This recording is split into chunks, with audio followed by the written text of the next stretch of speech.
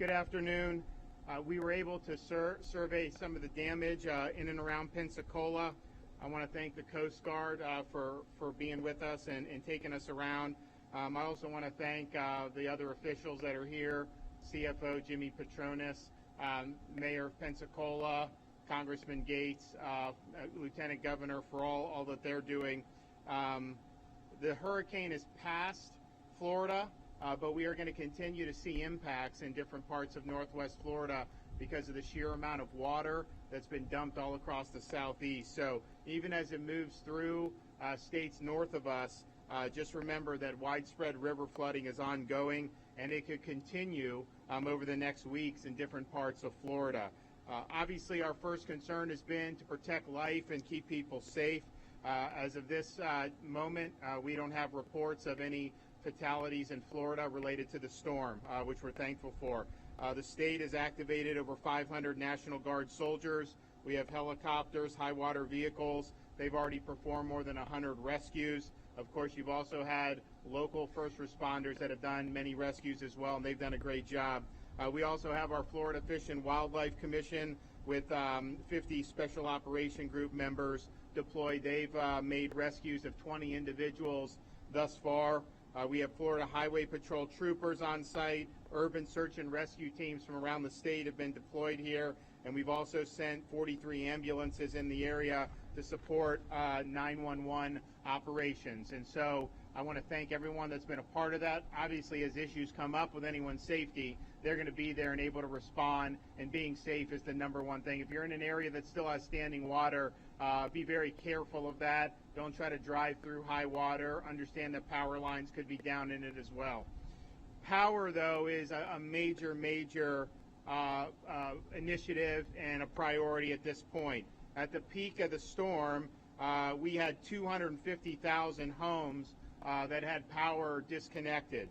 So far, the utility companies have been able to restore power to 40,000 of those homes, and they do have crews here working.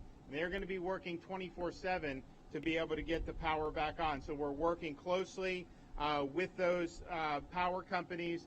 What I've asked the Florida Highway Patrol as well as the Florida Department of Transportation to do is to make sure they have the ability to get into the places that they need. You know, there's some parts of Northwest Florida. I know I-10, I think over in Okaloosa, there was water cresting. And so you're seeing different challenges regarding to getting around different areas. Sometimes they have to limit the lanes. Just understand, if you're somebody that is just kind of going out to drive, now may not be the best time to do that. It's really slowing down being able to get all the utility trucks where they need to be. But I've asked Florida Highway Patrol, I've asked Department of Transportation, do whatever you need to do to get those trucks in because we want to get power on as expeditiously as possible. It's some of these are not easy to do, particularly if you have flooding and the way it can impact some of these lines. So we believe time is of the essence to get everyone in. Our Division of Emergency Management here is deploying more than 200 generators of all sizes, some for things like traffic lights, other to assist with big multi-story buildings. We also have 100 pumps deployed into impacted areas to assist with power outages and flooding. We're also deploying 50 trucks with light towers to support power restoration and traffic movement during the overnight hours. You know, some of these, I asked one of the power companies, yeah, it seems like because it wasn't as windy, we don't see as many down power lines. But actually, some of the power lines are in wooded areas, so even small trees and limbs can bring down some of these lines. So when you're doing that around the clock, you really do need to have those light towers. Also, we have had one assisted living facility in Santa Rosa County without power, and we're assisting with the evacuation of 85 residents to a sister facility. This is the only medical facility currently requiring evacuation.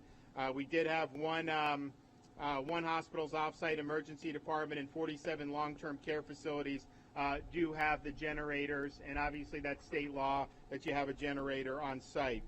We're also making sure that people have food, water, and shelter. The Florida Division of Emergency Management has deployed 972,000 bottles of water, 179,000 meals. The water will be key as 3 boil water notices have been issued by the Ocean System in Okaloosa County, Emerald Coast Utilities in Escambia County, Panama City, Fountain Avenue in Bay County. Mobile feeding kitchens are being set up now, will be up and running tomorrow. So far, 9 general county shelters have been open and 5 non-congregate hotel shelters. All of these shelters have adequate PPE, and the system is working to keep people safe in light of the ongoing COVID-19 epidemic. Transportation, the Florida Department of Transportation has closed 6 bridges for safety. The 3 Mile Bridge has a significant section missing, and several barges and other large debris are in the waterways that may impact other bridges. A section of I-10 near Crestview has also closed due to flooding. FDOT mobilized bridge inspection teams and is performing rapid inspections and push operations. We want all bridges, of course, open, but we want it to be done safely. We do have the Secretary of Transportation in Florida looking at the damage, particularly the 3 Mile Bridge. We understand how important that is for folks getting to and from different parts of Escambia County, and so it's a priority. At the same time, there's some structural damage, and so it makes it a little bit more challenging when you may have to rebuild major parts of the bridge. And so he's going to look at that, his team, provide an assessment, and what I'd like to do is tell him, go as fast as you can to get it going, but then also just let the people here know, here's the time frame that we're looking at, and we don't necessarily know what the time frame will be right now. We're also having our Department of Education work with schools that are impacted so that they can figure out the best way to make up for lost time. We've also have, through the Department of Economic Opportunity, the Business Damage Assessment Survey to allow businesses to report those impacts. We are here as a state to support Northwest Florida, and I can tell you, having spoken with the White House and members of FEMA, Homeland Security, federal government's going to be here helping as well. They already are. The Coast Guard's done a lot already. So we have all hands on deck. We want to make sure to continue to keep people safe, rescues if needed, get that power back on, and then, of course, we're going to look at the damage, the people that may have lost homes. We want to get them to a safe place. Continue to watch the local news, listen to the local officials as new advisories may come out, and of course be careful around the standing water. It can be very, very hazardous. And make sure you document any damage that you have, household items, if there's anything that's been damaged in your home, the structure of the home, have that documented so that if you go to file the claim, you have the information and you can get compensated. Go to floridadisaster.org for more information on the storm. For the latest updates, follow at FLCERT on Twitter or go to floridadisaster.org. Does anyone have any questions? Yes, sir.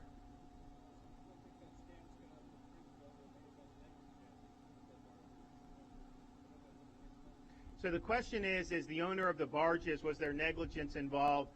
Yeah, the FDOT is looking into that. Look, I think that particularly after Ivan, I think people understood that this was something that you needed to take care of. I think the issue is we were looking at, or the National Hurricane Center was projecting a Mississippi impact, and we got a wobble to the east, and that obviously had greater impacts for Pensacola. My view is even though the state was following that same forecast, the Department of Emergency Management had people ready because you can't be sure when it's that close that it's not going to impact you. And so all these things that were staged in the hopes that it wouldn't have a direct impact. And of course we did, and so they're there. But I'd much rather have precautions taken and then not have to use whatever resources. So I think in this situation, it's probably a belief that it wasn't necessary. And whether that was done appropriately or not, I think people will look at it. But clearly, it's done a lot of damage. And I think if you live in some of those areas and not have access to that bridge, it's going to be very difficult for people to get around. Yes, sir.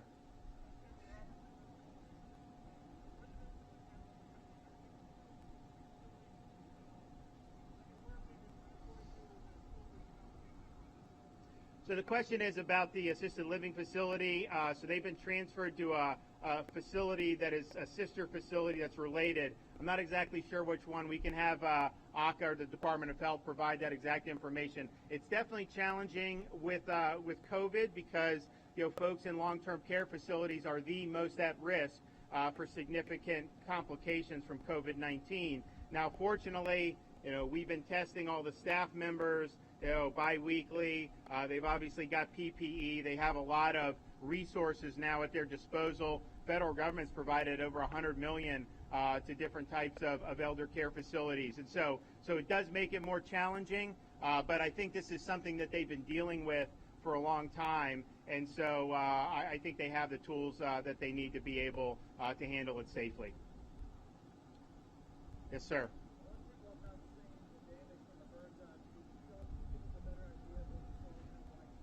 Sure. Well, I think in some ways it could be misleading. I mean, there were definitely areas where you still had a lot of standing water, like down in Perdido Key. You kind of had homes and there was just water. It was almost like the home was an island. But there were other areas where you didn't really see any standing water. So from the bird's eye view, you think, well, maybe they didn't get damaged. The problem with that is the water comes up, it really can damage the home, and then it may have already receded. So there may have been some of those homes we were going over where we didn't see any standing water, but you may have had really significant damage. And so I think you're going to have to really just get boots on the ground to get the to full impact of what happened.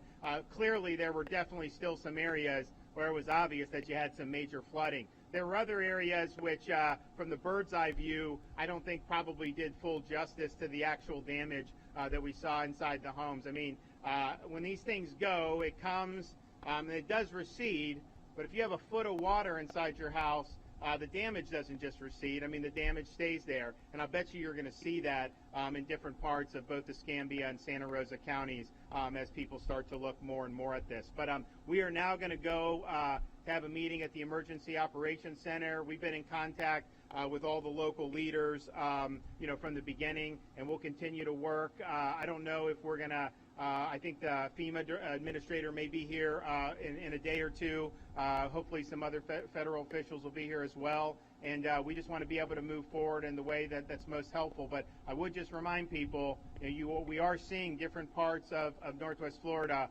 water rising in some of these rivers. And you're likely to continue to see that for the next couple days. So just keep that in mind and make sure that you're safe as you're going about your business. Yes, ma'am.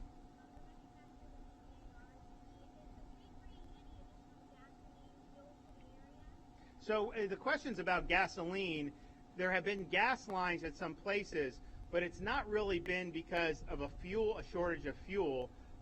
It's more because some of the gas stations don't have power.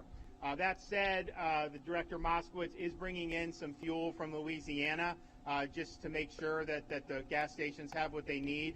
But I think it's more of a power generation issue. When you get the power on, then I think that a lot of those gas stations do have fuel and people will be able to pump it. But if you don't have the power to pump it, then having all that gas in your tanks at the gas station is not doing the motorists any good. So really the power, I think, is going to be the key, but there is some fuel coming over from Louisiana as well. All right, thanks, everybody.